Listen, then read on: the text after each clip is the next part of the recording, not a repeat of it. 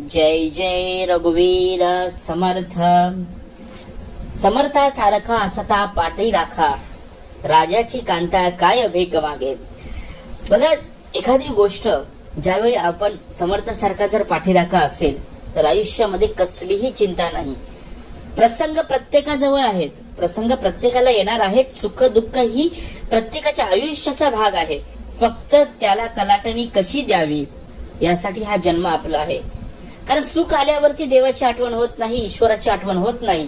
पण जर दुःख आलं तर माणूस डिप्रेशन मध्ये जातो आणि देवाला नाही नाही ते बोलत राहतो.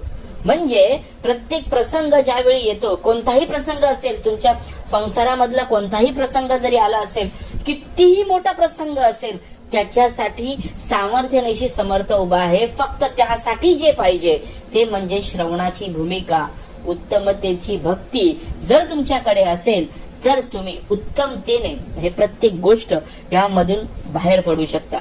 समर्थ म्हणाले की त्यावेळचा काळ तो खूप मोठाच होता. आपण आज जो विचार केलं तर त्यावेळी तर सगळी जी युद्ध होत होती, जे काही होत होतं, ज्या स्वराज्यासाठी, या स्वराज्यासाठी सर्व काही जे होत होतं तेव्हा सगळं काही होत होतं. आता जे चालू आहे ते अंतर्यामामध्ये युद्ध चालू आहे. 8 विषयांनी थैमान घातलेलं आहे. आज जिथे जाल तिथे काम नावापासून काम, क्रोध, लोभ, मद, मत्सर, दंभ, संशय आणि चिंता या 8 विकारांनी पूर्ण देह हा नासवलेला आहे. यातून मुक्तता पाहिजे तर पाहिजेच सद्गुरुचरण. ते जर नसेल तर तुमच्या आयुष्यामध्ये कधीच काही होऊ शकत नाही. जिथे आज जे बघाल तिथे माणूस आज पूर्ण शिकलेला आहे, खूप शिकलेला आहे, एज्युकेटेड झालेला आहे, त्याला ऑल सगळ्या लँग्वेजचं नॉलेज आहे. पण आज मनुष्य विषयांमध्ये, विकारांमध्ये फसलेला आहे. त्यातून बाहेर पडणे मुश्किल. एक दिवस म्हणाले, समर्थ म्हणाले की मनुष्य विद्या उदंड शिकला, पण प्रसंग मानत चुकत गेला. मग तरी ते विद्येला कोण विचारे.